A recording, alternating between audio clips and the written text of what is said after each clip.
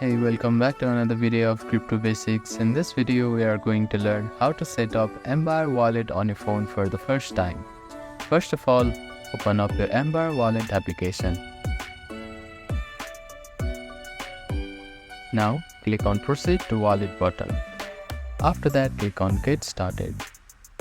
Now, you need to set up a 6-digit PIN for your wallet. Simply type in the PIN here and repeat the PIN number on the second field. After that, you can also enable biometrics by toggling this switch on. Now, click on Set up Ambire Key Store button.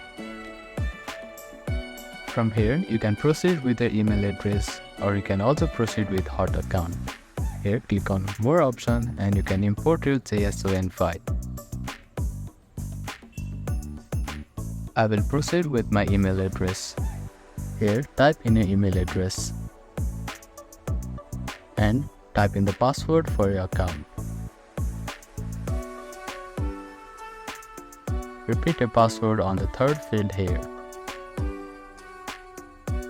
Now click on I agree to the terms button. Now click on Sign Up button. After that, open your email address. There, you will see a button named Verify.